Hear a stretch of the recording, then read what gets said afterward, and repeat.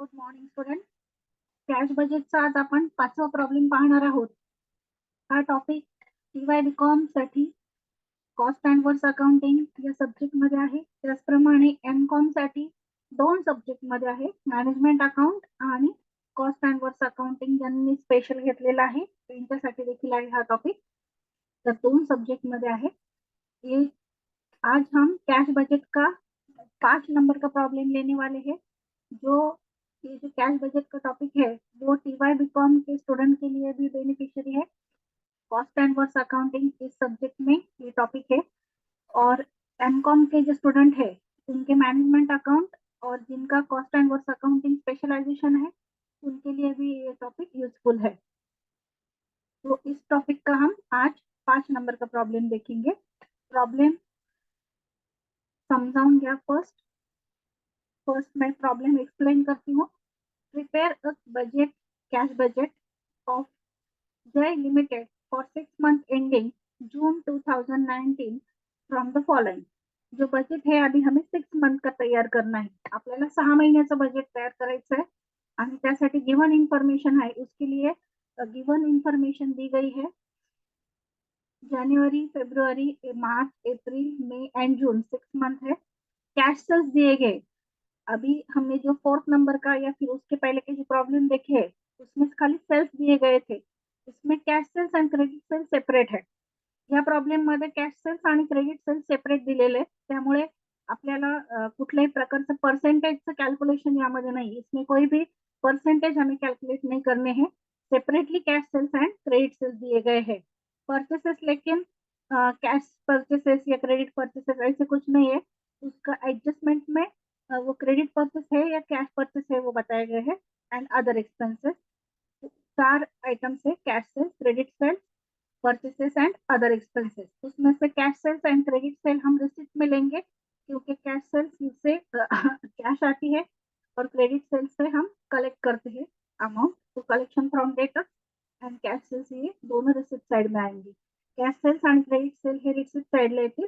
Purchases आणि other expenses payment साइडला येतील. पर्चेसेस और अदर एक्सपेंसेस वो पेमेंट साइड में आएंगे. तो एडजस्टमेंट देखिए, एडजस्टमेंट पहा. कैश बैलेंस जो है 1 जनवरी का 10,000 है. ओपनिंग बैलेंस 10,000 है. ओपनिंग बैलेंस 10,000 आहे. Period of credit allowed by supplier 2 months. Means जो पर्चेसेस है वो क्रेडिट परचेसेस है. जे पर्चेसेस आहेत ते क्रेडिट परचेसेस आहेत आणि सप्लायरने क्रेडिट पीरियड किती महीन्याचा दिलेला आहे? 2 महीन्याचा दिलेला आहे. 2 मंथ्स क्रेडिट पीरियड दिया गया है. मतलब जब हम जनवरी का बजट तैयार करेंगे तो हमें इन्फॉर्मेशन चाहिए नोव्हेंबर की. जेव्हा आपण जानेवारीचं बजेट तयार करू तेव्हा इन्फॉर्मेशन पाहिजे नोव्हेंबरची, पण ती नाही. जेव्हा फेब्रुवारीचं बजेट तयार करू तेव्हा इन्फॉर्मेशन पाहिजे परचेसेसची डिसेंबरची, पण ती नाहीये प्रॉब्लम मध्ये. जब हम जनवरी का बजट तैयार करेंगे तो नवंबर की इंफॉर्मेशन चाहिए और जब फरवरी का करेंगे तो दिसंबर की इंफॉर्मेशन चाहिए प्रीवियस की. लेकिन वो दोनों इंफॉर्मेशन नहीं है, इसीलिए हम जनवरी एंड फरवरी को डैश दिखाएंगे, मतलब नील होगा. वहां पे कोई भी पेमेंट नहीं आएगा.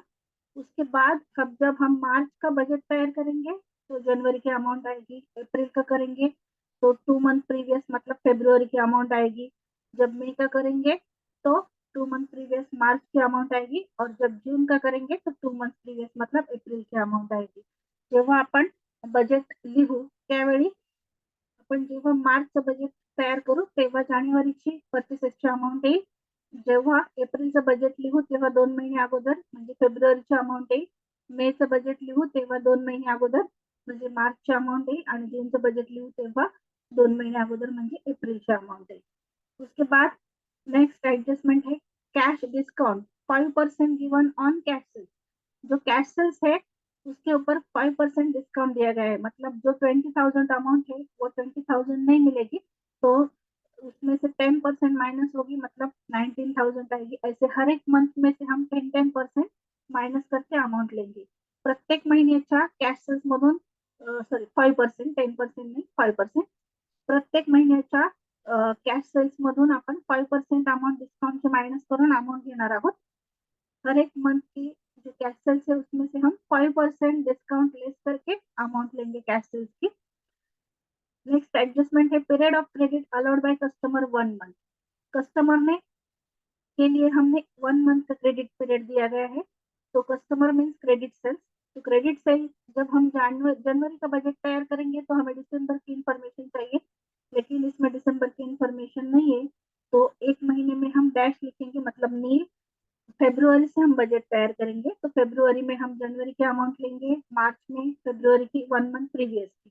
प्रत्येक महिन्याच्या 1 महिना अगोदरची अमाउंट घ्यायची, म्हणून आपलं बजेट फेब्रुअरी पासून सुरू होईल, कारण जानेवारी मध्ये अमाउंट लिहायला आपल्याकडे डिसेंबरची इन्फॉर्मेशन नाहीये। नेक्स्ट है payment of other expenses in same month. ये जो एक्सपेंसेस है वो जो है जिस मंथ में उसी मंथ में वो पेड होंगे, मतलब जनवरी में 14,000, फेब्रुअरी में 15,400, इस तरह से। अदर एक्सपेंसेस जे आहेत ते सेम मंथ मध्ये आहे, म्हणजे त्याच महिन्यामध्ये पेड होतील। देन नेक्स्ट एडजस्टमेंट है इनकम टैक्स, जो 5,000 रुपीज पेड करना है मार्च में, एंड फाइनल कॉल मिला है फेब्रुअरी में 10,000 का, मतलब जो शेयर्स हमने इशू किए थे उसमें से एक फाइनल कॉल आया है 10,000 का, वो रिसिप्ट साइड को लेंगे। तो फर्स्ट हम स्ट्रक्चर तयार करेंगे। पहिल्यांदा आपण स्ट्रक्चर तयार करूया। त्यासाठी वरती नाव द्या, in the books of Jai limited cash budget for 6 month ended, sorry 3 नहीं 6 month ended, for 6 month ended जून 2019। ऊपर लिखिए, in the books of Jai limited cash budget for 6 month ended 30 जून 2019 और जून 2019। अभी कॉलम जो है वो कितने ड्रॉ करने हैं, पर्टिकुलर का 1 और 6 मंथ के 6 कॉलम अमाउंट के लिए, जनवरी, फरवरी, मार्च, अप्रैल, मई एंड जून। पहले हम जो पर्टिकुलर का कॉलम है उसका ड्राफ्टिंग करेंगे। तो opening balance of cash add receipt. Receipt में हम 3 आइटम लेंगे, first cash sales, second collection from debtors, उसके सामने 1 मंथ क्रेडिट, क्योंकि 1 मंथ का क्रेडिट पीरियड दिया गया है। देन फाइनल कॉल, जो एक ही बार आया है लेकिन वो लिखना पड़ेगा। फाइनल कॉल लिहा, त्यानंतर आपण ड्राफ्टिंग तयार करतोय आधी पर्टिक्युलरच्या कॉलमचा draft, opening balance of cash, त्यानंतर add purchases, sorry add receipt, त्यानंतर cash sales, collection from debtors, 1 month credit, आणि फायनल कॉल एकदाच येणार आहे, परंतु लिहावं लागेल final call receipt. Then total receipt A in bracket less payment. Payment में लिखिए फर्स्ट पेमेंट टू क्रेडिटर और सप्लायर, उसके सामने 2 मंथ क्रेडिट, 2 महीने का क्रेडिट पीरियड है। Next other expenses and income tax, उसके बाद total payment and closing balance A minus B. Payment मध्ये लिहा payment to creditors, 2 month credit, other expenses आणि इनकम टैक्स, खाली total payment and closing balance. या प्रमाणे अपन आधी ड्राफ्ट तैयार किया, इस तरह से हमने फर्स्ट ड्राफ्ट तैयार किया है। तो ओपनिंग बैलेंस लेंगे 10,000 है, ओपनिंग बैलेंस जो फर्स्ट मंथ है जनवरी उसमें आएगा, तो जनवरी के कॉलम में लिखिए 10,000। अगले कॉलम में कुछ भी नहीं लिखना है, ओनली जनवरी की कॉलम में 10,000, फक्त जानेवारीच्या कॉलम मध्ये 10,000 लिहा। Then cash sales, cash sales 20,000 आहे, 20,000 मधून 5% डिस्काउंट लेस करून घ्यायचा है, 20,000 में से 5% डिस्काउंट माइनस करके लेना है कैश सेल्स। तो कैश सेल्स आएंगे 19,000 फर्स्ट मंथ में। देन फेब्रुअरी में, मार्च में, हर एक मंथ में 5% लेस करके लेंगे। फेब्रुअरी के 25,000 है, उसमें से 5% लेस करेंगे। मार्च के 30,000 है, उसमें से 5%। अप्रैल के 30,000 में उसमें से 5%, मतलब 1,500 ये दोनों मंथ में से लेस करेंगे, और इस मंथ में से 1,250 लेस करेंगे 5%। इस तरह से हम हर एक मंथ का जो कैश सेल्स है वो 5% लेस करके लेंगे। तो वो हमने लिए है फेब्रुअरी में 23,750, मार्च में 28,500, मार्च में 28,500, देन अप्रैल में 28,500, मई में 33,250 एंड जून में 38,000। हर एक में से 5% डिस्काउंट लेस किया है। प्रत्येक कॅश सेल्सच्या अमाउंट मधून आपण 5% डिस्काउंट लेस करून प्रत्येक महिन्याच्या कॉलमला अमाउंट घेतली। Then credit sales, credit sale के लिए हमें 1 मंथ क्रेडिट पिरियड दिया गया आहे. क्रेडिट सेलसाठी 1 महिन्याचा क्रेडिट पिरियड आहे. म्हणजे जेव्हा आपण जानेवारीचं बजेट तैयार करू तेव्हा आपल्याकडे दिसंबर की इन्फॉर्मेशन हवी. जब हम जनवरी का बजट तैयार करेंगे तब हमारे पास दिसंबर की इन्फॉर्मेशन चाहिए, लेकिन दिसंबर की इन्फॉर्मेशन नहीं है, इसलिए हम जनवरी में डैश करेंगे. म्हणून आपण जानेवारीचं कॉलम नील दाखवणार आहोत किंवा डैश. देन फरवरी का जब हम बजट तैयार करेंगे तो हमें कौन सी अमाउंट मिलेगी? जनवरी की 80,000. तो 80,000 अमाउंट जो है हम फरवरी में लेंगे. 85,000 जो है वो हम मार्च में लेंगे. 90,000 अप्रैल में लेंगे. 75,000 मई में लेंगे और 95,000 जून में लेंगे. इस तरह से हम जो कलेक्शन फ्रॉम डेटर्स है उसकी अमाउंट लेंगे. तो फरवरी में लीजिए 80,000, मार्च में 85,000. 1 मंथ क्रेडिट पीरियड है तो प्रीवियस मंथ का पेमेंट नेक्स्ट मंथ में होता है. 1 मंथ क्रेडिट पीरियड आहे म्हणून मागच्या महिन्याचं पेमेंट पुढच्या महिन्यात होत आहे. अप्रैल में 90,000, मई में 75,000 एंड जून में 95,000. 1 मंथ क्रेडिट पीरियड है तो प्रीवियस मंथ की सेल्स की अमाउंट ली है. देन फायनल कॉल जो है वो फेब्रुवारी में मिला है तो फेब्रुवारी में 10,000. फायनल कॉल फेब्रुवारी मध्ये मिळाला आहे म्हणून फेब्रुवारी मध्ये लिहा 10,000. याप्रमाणे आपण रिसिप्ट साइड जी आहे ती लिहून घेतली. फक्त ओपनिंग बैलेंस के नंतर येणार आहे. जो हमने रिसिप्ट साइड है वो तैयार की है, लेकिन जो ओपनिंग बैलेंस है वो बाद में आएंगे. ओनली जनवरी का ओपनिंग बैलेंस लिखा है 10,000, उसमें ये 19,000 ऐड करके टोटल रिसिप्ट आई है 29,000 जनवरी में. आता पेमेंट साइड में फर्स्ट है पेमेंट टू क्रेडिटर्स. इसके लिए 2 मंथ क्रेडिट पीरियड है, मतलब प्रीवियस 2 मंथ जाना पड़ेगा. तो जनवरी के लिए हमारे पास नवंबर की इंफॉर्मेशन चाहिए, वो नहीं है. और फरवरी के लिए हमारे पास डिसेंबर की इन्फॉर्मेशन चाहिए, वो नाही. जानेवारी आणि फेब्रुवारीचं बजेट तयार करताना आपल्याला नोव्हेंबर आणि डिसेंबरची इन्फॉर्मेशन पाहिजे. 2 महिने क्रेडिट पिरियड आहे म्हणून ती नाहीये, म्हणून आपण इथे जानेवारी मध्ये डैश केली आणि फेब्रुवारी मध्ये पण डैश केली. तो जनवरी में नील और फेब्रुवारी में भी नील दिखाया है. अभी मार्च का बजट जब तैयार करेंगे तो हमें परचेसेस की अमाउंट लेनी है जनवरी की. तो 46,000 हम मार्च में लेंगे. तो मार्च की कॉलम में लिखिए 46,000. 2 मंथ प्रीवियस के जो है उसकी अमाउंट हमें 2 महीने बाद पेमेंट करनी है. मतलब मार्च में हम पेमेंट कौन सा करेंगे? तो जनवरी का. देन अप्रैल मध्ये घेणार आपण 42,400. अप्रैल में हम लेंगे 2 मंथ प्रीवियस मतलब 42,400. मई में लेंगे 66,000 और जून में लेंगे 72,000. 2 मंथ प्रीवियस की अमाउंट लेनी है. 2 महिने मागची अमाउंट घ्यायची आहे. मग आपण मार्च मध्ये 46,000 घेतली. त्यानंतर एप्रिल मध्ये 42,400 घेतली. मे मध्ये 66,000 आणि जून मध्ये 72,000. मार्च में हमने ली है 46,000. अप्रैल में 42,400 प्रीवियस 2 मंथ की.